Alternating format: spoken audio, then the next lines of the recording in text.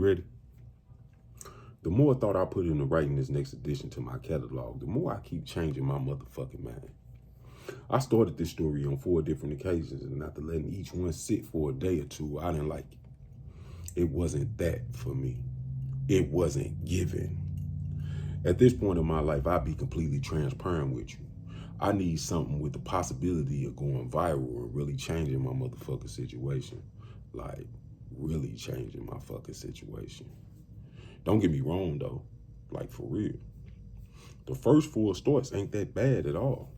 I started to paint the picture like I always do when I'm telling my story, but when I took a second to look at it from the outside looking in, it wasn't ugly enough. And I only say that because everybody I come across in the world is looking to give you perfection, and I'm not everybody. The win for me is to paint an ugly ass picture that everybody want to see, not a perfect one that looks just like all the rest of them, if you get what I'm saying. And in real life, the thought did cross my mind to use bits and pieces from each one of my stories to put together what I was looking for in an intro for this book, but I ain't doing that either. I write in the same manner that I speak. That's why it's so easy for me on the front end. And on the back end, I also do it so I could put together a complete audio version for the people that want to hear me tell the story. I keep hearing that it is something about the tone of my voice that does it for my audience. And you got to give the people what they want. You got to give the people what they want. And the beauty of the thing is I know exactly what they want to know. I started to beat around the bush with the information like I usually do when I don't want to say something, but I'm finna try something different. I had a girlfriend. Had. Past tense. Yes. Me. They. The poster boy for failed relationships. I did. I would go through the process of faking a name for you, but you already know that ain't finna happen. 1, because I don't want to get sued, and 2nd, because I only call her Key anyway.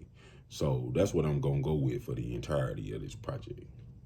But before I can tell you how I had and lost my girlfriend, I had to tell you what happened first, because in my mind, I can't leave that shit out.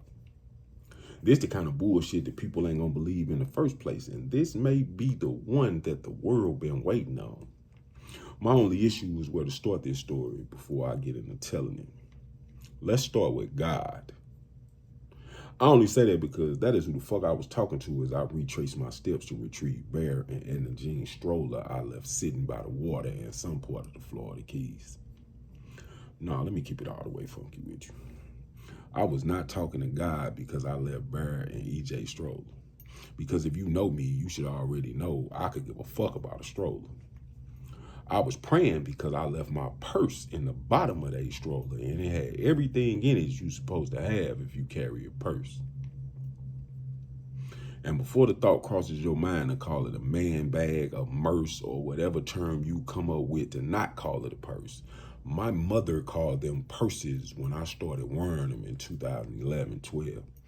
And I will tell you that the first purse I wore had a gun in it. Glock, no safety, green Teflon tips. From 2011 to 13 and from 2015 to 16 when I stopped living the street life. The in-between years from 2011 to 2015, I was in prison again. Reference, loud, a strong story. Shameless plug. Since then, my purse has held everything you're supposed to have in a purse if you carry one.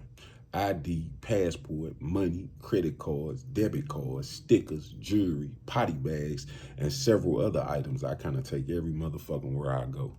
A mask, chapstick, $2 bills. I could keep going.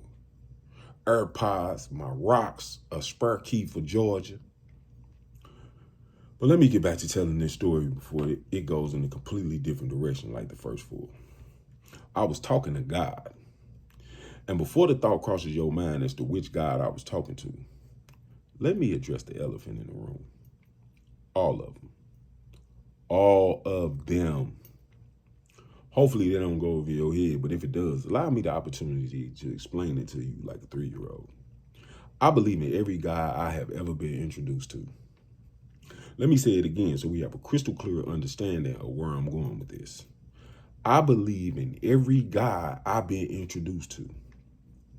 I know that sounds strange, but it's not. I believe what I believe just to be sure I'm talking to the right God when I'm talking to him or her. You pick it. That's who I was talking to.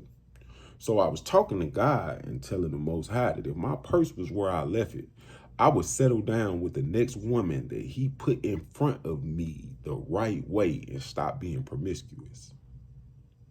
Come on now. Have you read December? Another shameless plug. But at the same time I'm having this conversation with God, I'm also begging too. Come on now. It's me. You know I'm begging. It's the only time I really do it. I ain't gonna get into the specifics of what I asked for, but if you know anything about me, you could probably put together a nice ass little list of what I was looking for. If you can't, never fear.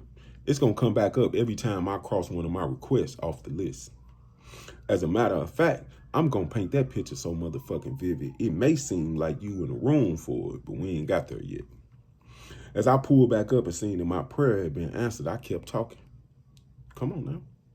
It's me. I didn't have too much more to say though. I just went back over my list just so I could say I checked it twice. Don't judge me. Then I sat there and looked at it for a second while I let my thoughts sink in. From there, I continued to enjoy the flow of the keys. I could write a whole book on the experience of experiencing the keys, but this ain't it. That was a beyond beautiful experience, and in my mind, no matter what the fuck I say, it's not gonna convey my true sentiment. What I will say is, if I didn't have Barry and the Jean with me, I would have jumped in that water 90 miles from Cuba knowing I can't swim. You take it how you want. As a matter of fact, let me say it, just so I can be sure that nobody misconstrued what I meant. If I didn't have Barry and the Jean with me, I would have committed suicide 90 miles from Cuba. The thought crossed my motherfucking mind to end it all right there. I'm talking running, jump into that water knowing I wasn't coming back. Life over with, fuck this shit. As a matter of fact, that's the main reason they go everywhere with me. They presence make sure no matter how wild of an idea I may come up with, their safety and security means more to me than my own happiness. It kind of be like that when somebody say your life, but that's another story for another time. Needless to say, they was with me and I'm still here with you. Hold up. I was going to leave this out, but fuck that.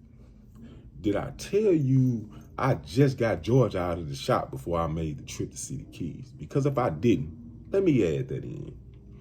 And it's only important because the issue that I got fixed before I left was still a fucking issue 1,100 miles from where it was supposed to be fixed at. But life never goes the way it's supposed to go. It goes the way that it's meant to go. And that's just is what it is. Nah, let me be completely honest. When I got Georgia fixed the last time before I left for the keys, they didn't do what they were supposed to do. They found a cheaper way to fix the problem I had, and me being me, I let them talk me into going with the cheaper alternative. I knew better, but I still went with it because I'm not a fucking mechanic. I'm going to just stop right here. Y'all have a great day and be safe. I'm writing. That's just the intro to this book. You have a great day. You know what I'm talking about? I'm finna finish doing what I'm doing. Good day. Be safe. Oh, on the back end, let me know if you wanna hear some more of this.